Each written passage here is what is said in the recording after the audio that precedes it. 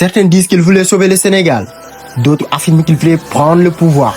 Une chose est certaine, le 17 décembre 1962, tout a changé.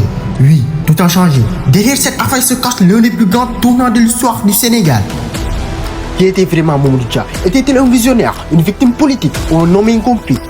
Aujourd'hui, nous allons revenir sur toute son histoire, de A à Z.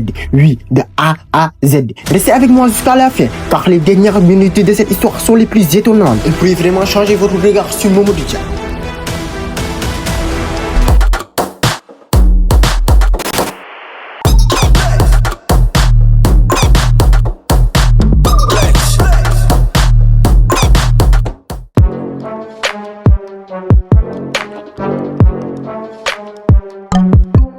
J'ai écrit sur le mur un texte du Coran qui m'est venu à l'esprit.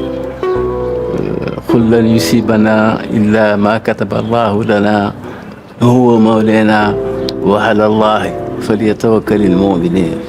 Pendant les 12 ans que je suis resté en prison, je sais que Senghor maintenant n'est plus pour rien, personne n'est plus pour rien. Maintenant, c'est une affaire entre Dieu et moi. Il me faut prouver à Dieu que j'accepte la décision. En restant serein, en restant calme, en restant moi-même, en ayant de haine contre personne. Et c'est la raison pour laquelle, quand j'ai été gracié par Senghor, quand je suis arrivé, j'ai dit, maintenant, nous nous oublions tout, nous nous embrassons. Ça a été mon geste. Je n'ai pas de rancune sur le plan personnel, je ne peux pas avoir de rancune contre lui. Mais par contre, quand je vois ce qui s'est passé, ce que le Sénégal est devenu, après, à la suite, n'est-ce pas, de ces événements-là de 62, rien que pour des questions de pouvoir parce que pour lui, il s'agit tout simplement de prendre le pouvoir personnel, régner, n'est-ce pas, de façon personnelle, ce machin sur le Sénégal, pour en arriver là, et toutes les conséquences, n'est-ce pas, que cela a eu, sur le plan de l'évolution de notre pays, alors que nous étions si bien partis. Nous étions Avant de parler de Mamadou Dia, posons une question. Que signifie réellement être indépendant? Et simplement avoir son propre drapeau et son propre gouvernement? Ou est-ce aussi pouvoir décider de son économie, de son développement et de son avenir? Cette question permet de comprendre l'histoire d'un homme majeur de l'histoire politique du Sénégal. Mamadou Dia. Mamadou Dia. Né le 18 juillet 1910 à Khombole, dans la région de Thiès, Mamadou Dia grandit dans une famille d'origine modeste. Il étudie notamment à l'école Blanchon de Saint-Louis, puis à l'école normale William Ponty de Gorée. Il devient instituteur et exerce ensuite comme directeur d'école. Mais progressivement, son engagement dépasse le domaine de l'éducation. Il entre en politique dans les années 1940, à une époque où le Sénégal est encore sous domination française. En 1946, il devient conseiller général. Puis en 1948, il s'associe à l'école Sénat Senghor pour créer le Bloc démocratique sénégalais, le BDS. Les deux hommes deviennent alors des compagnons politiques importants. Dia représente progressivement une voix forte dans la lutte pour l'émancipation politique et économique du Sénégal. Il devient sénateur français en 1948, puis député en 1956. En 1957, il devient vice-président du conseil de gouvernement du Sénégal. Puis à la veille de l'indépendance, il prend une place centrale dans la direction du pays. Sans soin, le Sénégal, c'est à l'indépendance. Mamadou Dia joue un rôle important dans cette période historique et devient président du conseil, tandis que Léopold Sédar Senghor devient président de la République. Le Sénégal, indépendant, est alors dirigé par un système où les deux hommes partagent le pouvoir exécutif. Mais derrière cette nouvelle indépendance, une question essentielle se pose. Comment construire un Sénégal réellement autonome? Pour Mamadou Dia, l'indépendance ne doit pas seulement être politique, elle doit aussi être économique et sociale. Il défend une politique de développement qui cherche à transformer profondément l'économie et à donner davantage de place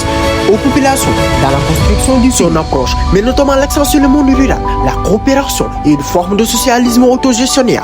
Mais les relations entre Mamadou Dia et Senghor deviennent progressivement difficiles. Les deux hommes ne partagent plus la même vision de la conduite du nouvel État. Et en décembre 1962, le désaccord atteint un point de rupture. Mamadou Dia est accusé par Senghor et ses adversaires de préparer un coup d'État. Dia rejette cette accusation. La crise devient alors institutionnelle et politique. Le 17 décembre 1962, une motion de censure contre son gouvernement est au cœur de l'affrontement.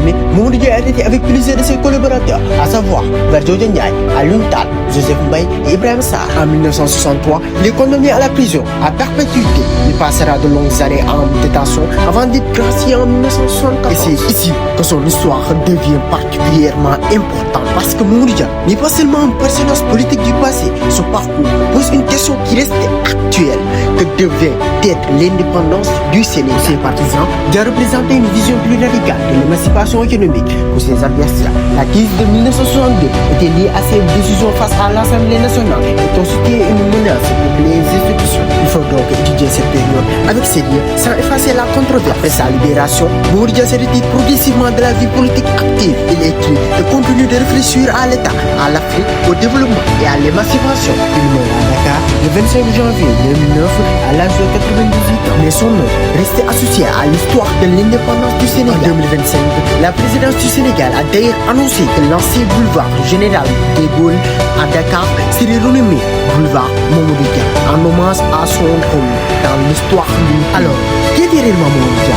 Un instituteur devenu homme politique, un acteur de l'indépendance, un compagnon de Senghor devenu son adversaire politique, un homme qui défendait une conception exigeante de l'autonomie économique du Sénégal, mais aussi un personnage au cœur d'une des plus grandes crises politiques de notre jeune république. Et c'est justement pour cela que nous devons connaître son histoire, pas pour idolâtrer, pas pour condamner sans comprendre, mais pour apprendre. Parce que notre histoire devient réellement utile lorsque nous sommes capables d'étudier les victoires, les erreurs, les débats et les contradictions de ce qui nous ont précédés. Alors, jeunes Sénégalais, pose-toi cette question. Sommes-nous réellement indépendants lorsque nous ne maîtrisons pas notre économie, notre savoir et notre développement? C'est l'une des plus grandes questions que l'histoire de Mamadou Dia nous laisse. À toi de chercher, à toi de lire, à toi de réfléchir. Parce que connaître notre histoire, c'est aussi apprendre à construire notre avenir. Voici Mamadou Dia. Un homme, une histoire, une vision de l'indépendance et une question qui reste ouverte. Qu'avons-nous fait de notre indépendance? Si cette vidéo vous a appris quelque chose, ne la laissez pas s'arrêter ici. Partagez-la, faites-la vivre, transmettez-la, car l'histoire n'appartient pas à une seule personne. Elle appartient à tous ceux qui refusent de l'oublier.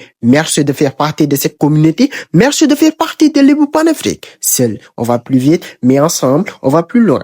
À très bientôt pour une nouvelle page de notre histoire. Je vous remercie.